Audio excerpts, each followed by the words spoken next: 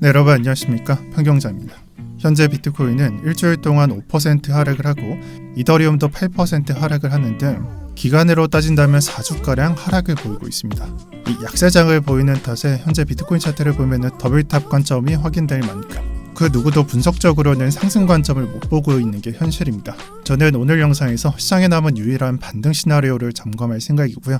3개를 제공할 생각입니다. 3개를 제시할 텐데 이 중에서 하나만 걸려라 이런 느낌으로 전달하기보다는 3개를 제시해드리고 여러분들 취향에 맞는 시나리오를 선택하셔서 남은 시장을 관찰하는 게 좋겠다라는 취지가 담겼습니다. 그래서 취향에 맞다라는 것은 어떻게 보면은 내가 공감이 가는 시나리오가 있을 거예요. 그래서 그 시나리오를 보시면서 이번 장을 지켜보시는 걸 추천드립니다. 첫 번째 아이디어는 삼각수렴입니다.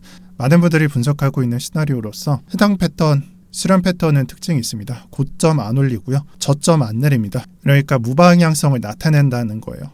그리고 삼각수렴뿐만 아니라 우리가 체크해야 되는 건 상승 이후에 삼각수렴 중이라는 걸 알아야 되는데요. 삼각수렴을 말할 때 사람들이 말하는 건 추세 유지로 말합니다. 즉 하락하고 삼각수렴하다가 하락하고 상승하다가 수렴하고 상승하고 이런 패턴을 말하게 됩니다. 그래서 현재 구간에서 삼각수렴을 한다는 건 추가 상승을 예상해봤을 때 유효한 아이디어, 상승의 유효한 아이디어로 볼 수 있으니까 1번 아이디어로 보면서 여러분들이 장을 지켜보셔도 좋고요. 여기서 주의해야 되는 것만 말씀드릴게요. 어센딩 패턴도 똑같습니다. 이 수렴이 나올 때는 하방 이탈을 조심해야 돼요. 즉 방금 말했었던 상승 이후 삼각수렴을 한 다음에 추세가 유지된다. 이런 아이디어가 있는데 해당 차트에서는 하방 이탈하면서 추세가 하락으로 완전히 역전됐습니다. 자, 그럼 이걸 어떤 식으로 해석을 해야 되냐? 이 패턴에서 100%라는 건 없다는 것입니다. 그나마 확률 높은 게 웨지일 수도 있어요. 그만큼 털만큼 털고 내려가거나 그만큼 꼭지점을 찍고 내려가는 패턴. 이게 그나마 확률이 높은데 지금 분석되는 삼각수렴만큼은 뭔가 확률적으로 추세가 유지된다거나 어느 방향성으로 흐른다거나 그런 게 정해져 있지 않기 때문에 가장 주의해야 될 게 하방 이탈일 겁니다. 그래서 1번 시나리오에서는 이것만 주의하시면 되고 현재 분석상 이 하방 이탈 외에는 크게 걸리는 게 없습니다. 거래량도 줄어들고 있는 게 보이고요. 이 삼각수렴조차도 뭔가 정말 플랫한 형태가 아니라 좀 급속도로 진행되고 있기 때문에 우리가 4월 안으로는 변동성을 체크해 볼 수 있겠다. 어디로 이탈하는지 무조건 나오게 되어 있다 라고 보시면 될 것 같습니다. 그 다음 시나리오는 일봉상 장기선입니다. 솔직히 말해서 99일선 의견은요 정말 말씀드리기 싫었어요. 왜냐면은 이 의견을 보인다는 게 거의 희망회로를 굴리는 것과 같거든요. 그만큼 이 관점은 거의 최후의 관점, 최후의 재료급 관점으로 보시면 될 것 같습니다. 그래서 설명 들어갈게요. 21년도 차트를 보면요. 캔들이 특정 선과 얽혀 있어서 이격이 줄어들고 다시 상승하고 이런 구조를 갖습니다. 즉 파란색으로 표시한 대로 상승 추세가 유지된다라는 느낌이에요. 상승은 99일선과 이격을 벌려가면서 상승하게 되고 하락은 그 반대로 이격을 줄이면서 실현됩니다. 이러한 패턴을 유지하다가 결국에 상승 추세가 끝나게 되는 시점이 이격을 완벽히 줄이고 장기선을 이탈할 때, 캔들이 이탈할 때였습니다. 그래서 이 지점을 제외하고 이것만 유지해준다면 상승이 유효하다라고 볼 수 있고요. 현재 차트를 보면 이러한 점이 드러납니다. 현재 차트에서 저점이 어디에 찍힐지 저도 모르고 하나님도 모르고 여러분들도 모릅니다. 그리고 지금 완성되어 있는 거 조정이 나오면서 이격이 좀 해소되고 있어요. 그럼 현재 구간에서 조정 구간으로 해석하고 이격을 줄이고 다시 올라가는 패턴을 생각해 본다면 상승은 유효한 시나리오가 될 겁니다. 단 여기서 발생하지 말아야 되는 게 있는데 방금 위에서 봤듯이 21년도 패턴을 보면 캔들과 99일선이 붙는 부분이 없었습니다. 상승 추세가 유지될 때는 그 부분이 관찰 안 되다가 하락 추세로 변경될 때 접촉점이 발견됩니다. 이걸 조심해야 돼요. 즉 캔들이 장기선에 붙는 걸 유의해야 되는데 방금 말씀드렸다시피 하락의 출발점 또는 변곡되는 부분이 될 수 있기 때문입니다. 21년도 패턴을 보면 일봉 차트에서 캔들이 장기선과 붙고요. 그 다음에 하락 추세로 변경되었습니다. 그래서 일본 캔들에서만큼은 장기선과 붙는 게 최악이라고 보시면 될 것 같아요. 그냥 원하는 건 이 이격만 해소한 채로 이 그대로 그냥 흘러가는 게 가장 베스트입니다. 이러한 관점을 얻을 수 있는 게 사실 21년도 관점을 또다시 예로 들 수밖에 없는데 21년도 상승을 출발할 때 99일선과 접촉을 하면서 또는 지지를 하면서 상승을 출발시켰고요. 그 끝에 마무리가 캔들과 붙는 포인트였습니다. 그럼 지금 지점에서 이러한 것을 어떤 것과 비교해 볼 수 있을까? 우리가 예전에 40K로부터 대략적으로 70K까지 상승했을 때 그 출발점이 정확히 99일선과 접촉했을 때였어요. 그러면 21년도랑 비교해 봤을 때 99일선과 붙으면서 상승하는 게 아니라 그 위에서 노는 게 가장 좋겠죠. 또 연속적으로 여기서 지지 나온 다음에 상승 나오는 건 그렇게 좋게 보이지 않기 때문입니다.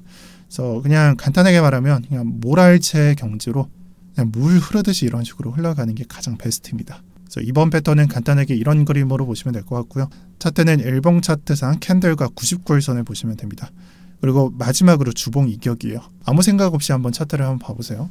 차트에는 7일선이 표시되어 있고 따로 텍스트로 적어드리지 않은 25일선이 표시되어 있습니다. 아무 생각 없이 이 차트를 보면은 이격이 늘어나면서 상승이 시작됐고 그 추세를 연장하면서 유지해줬구나. 그리고 비로소 좀 멈추고 좀 줄어드는 부분부터 하락이라는 걸 암시하고 하락으로 전환됐구나 라는 부분이 확인될 겁니다. 그런데 그냥 대충 보면 그렇잖아요. 여기서 제가 말하고 싶은 건 이 정도 집중력으로는 제대로 분석을 할 수 없다라는 것을 말씀드리고 싶어요. 그래서 반대로 더 딥하게 분석해야 된다라고 말씀드리고 싶습니다. 어느 정도로 좀 딥하게 봐야 되냐? 정말 살다 보면은 이 정도로 차트에 미친 사람들이 있구나, 미친놈들이 있구나 라는 걸 깨달을 때가 많습니다. 그래서 그들이 적어놓은 책, 블로그 글 또는 관점 영상들 그런 것들을 보다 보면 이 정도로 집중해야지 이런 관점이 생기는구나 라는 것들을 깨닫게 되는데 대표적인 예로 들면은 일목산인의 일목균형표, 일목구름이 될 수도 있는 거고요. 약간 어이없는 의미에서 바라보면은 캔들과 이평선 간의 격차를 확인하면서 분석하는 것입니다. 제가 평소에 말씀드릴 때는 이격이라고 말하면 단기선과 중기선 간의 이격이 늘어났다, 줄어들었다, 그래서 추세는 어떤 식으로 해석을 한다 이런 부분을 설명하는데 여기서 말하는 이격이란 캔들과 이평선 간의 격차입니다. 그래서 이 생각을 하고 21년도 주봉 차트에서 7일선과 캔들을 한번 봐보세요. 캔들이 마감을 찍을 때 7일선 밑에서 찍은 적이 있나요? 아니죠. 대충 보더라도 이 21년도의 상승, 대략적으로 10K부터 60K까지 올려놓을 때 단 한 번도 단기선 밑에서 마감한 적이 없습니다. 캔들은 무조건 위에서만 놀았어요. 그리고 이를 반전시켜서 하락으로 전환되는 게 이 밑에서 마감되는 거였죠. 이 관점을 현재 차트에 한번 적용해 봅시다. 현재 차트를 주봉 캔들에서 보면은 7일선 위에서 노는 시기는 대략적으로 40K 부근부터 시작됩니다. 우리는 40K부터 지금 현재까지 단 한 번도 7일선 밑으로 내려간 적이 없어요. 그러니까 마감을 해준 적이 없어요. 그렇다면 여기서 상승 의견으로 봤을 때는 정말 간단하게 7일선이 자연스럽게 올라갈 때 캔들은 위에서만 놀면 됩니다. 그럼 그냥 상승 추세로 정의할 수가 있어요. 그래서 지금 현재도 그래요. 지금 현재도 대략적으로 한 64K 밑으로 마감하면 좀 장세가 암울하겠죠. 그보다 밑에서 60K에서 마감한다면 정말 좀 위험한 순간이 될 수도 있어요. 아니면 어쩌면은 지난 패턴대로 이런 식으로 보일 수는 있는데 이 그림은 확정적인 게 아닙니다. 다만 희망적인 것일 뿐 이런 식으로 희망을 품을 수는 없을 것 같아요. 그래서 다시 한번 보자면은 주봉 캔들이 7일선 위에서 노는 패턴이 유지된다면 상승 추세가 유지될 수 있다라는 것이 3번 의견의 핵심입니다. 그리고 여기서 좀 매수로서 좀 바라볼 수 있는 건 7일선과 붙을 때 만약에 24년도의 상승이 확정되어 있다는 것을 감안해 본다면 캔들이 7일선과 붙을 때, 주봉 캔들이 7일선과 붙을 때가 절호의 매수 기회가 될 수 있음을 과거 차트에서 알 수 있습니다. 왜냐하면 이것조차 이격의 해소로 볼 수 있고 그 다음에 상승이 예정되어 있기 때문이에요. 그래서 3번 의견은 이런 식으로 제시해 드리겠습니다.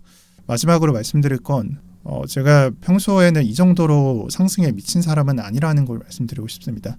지금의 장세나 투심을 봤을 때 현재 구간에서 상승을 보려면 이 정도는 돼야 한다는 걸 제가 말씀드리고 싶었습니다. 그래서 정신 나간 소리처럼 들리겠지만 앞으로는 3가지 아이디어 중 하나로 보시면서 여러분들의 관점을 가져가시길 바랍니다. 네, 밑에는 알트코인 설명하도록 하겠습니다. 지난 시즌을 한번 돌이켜보면은 대부분의 투자자들이 알트코인이 저점에 있을 때 매수하지 못했었습니다.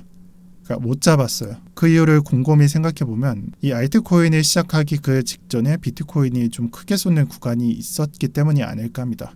즉 비트가 35%나 크게 쏟았기 때문에 사람들은 비트의 상승이 끝났고 이제는 하락이 시작될 것이다 라고 예측했고 다 던졌기 때문에 알트코인을 이 포인트에서 매수할 사람이 없었다라는 게 제 생각입니다.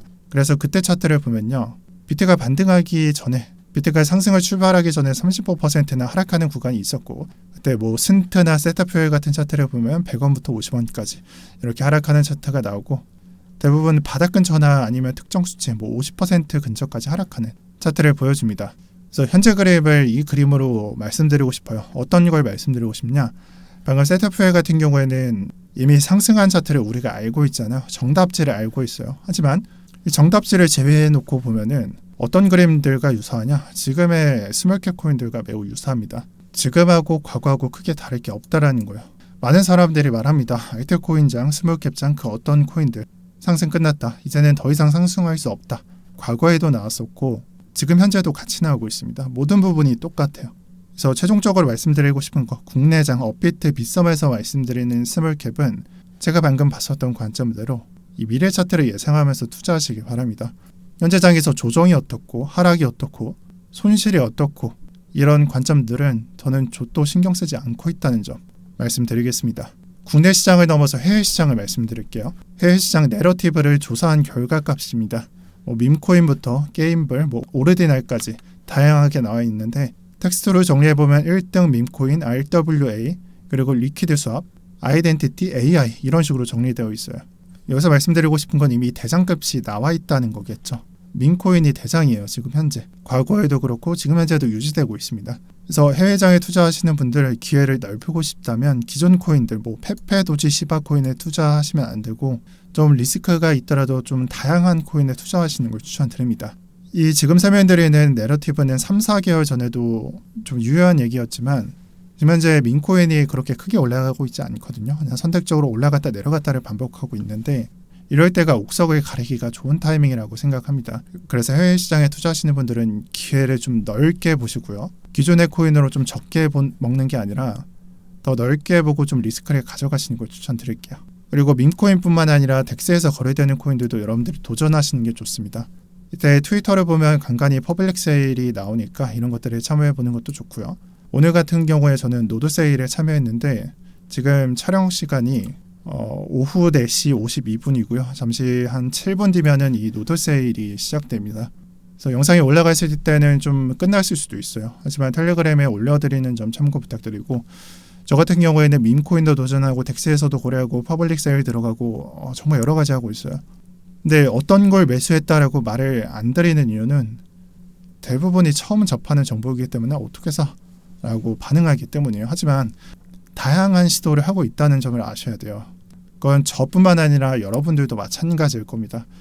앞으로 이런 이벤트 및 이슈들은 오늘로 끝나는 게 아니라 내일이나 다음 주나 다음 달에도 나오니까 다양한 시도를 하시고요.